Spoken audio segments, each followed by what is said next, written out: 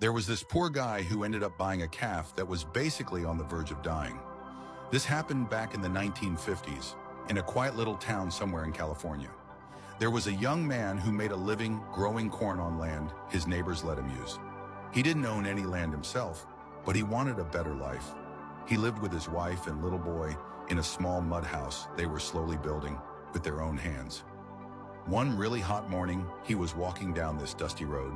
The sun was beating down, the air was super dry, and the only thing he could hear were a few lonely birds. Then suddenly, he stopped. Up ahead, he saw an older landowner standing by a corral made of wood posts and wire. The guy was yelling at this skinny little calf that could barely stand, smacking it like he didn't care at all. The calf was shaking, like it might go down any second. The young man felt a tight knot in his throat and walked over. "Sir, why are you treating it like that? Don't you need it anymore?" The man shot him an annoyed look, like compassion was a waste of time. "I'm done with this calf," he said. "It won't put on weight. It won't grow.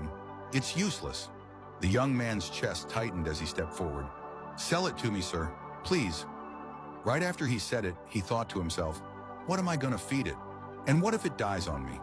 But the landowner just shrugged. "If you want it, take it." The young man reached into his pocket and felt his last 10 coins, money he'd saved to buy chickens. He took a deep breath, handed them over, and said, "This is everything I've got." The landowner let out a bitter little laugh. "Go ahead, take it. Let's see if you can keep it alive." The young man carefully grabbed the rope and led the calf out. Every step the calf took looked like it drained all the strength it had.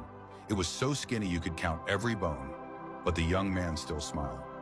Something inside him, a stubborn kind of faith, told him it was worth trying. On the way home, under that brutal sun, he talked to the calf softly, almost like he was sharing a secret with it. He fed it grass he pulled off the roadside and let it drink from tiny puddles. But deep down, he was worried. "What's my wife gonna say when she sees me come home with this poor thing? She's probably gonna be upset." He walked for over an hour in that heat, gently patting the calf's weak back, afraid it might collapse at any moment. When he finally got home, his wife was sitting on a blanket sorting beans.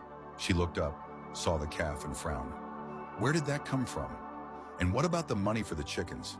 The young man lowered his head. "I saw a man beating this poor animal. I couldn't stand it.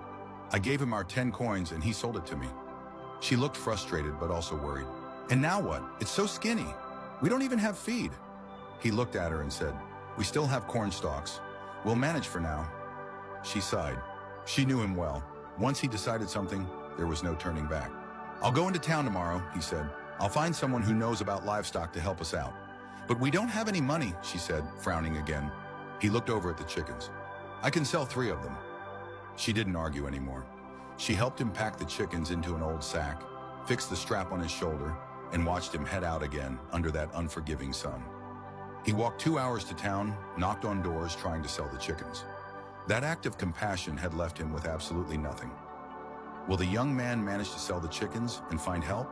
Will the calf make it?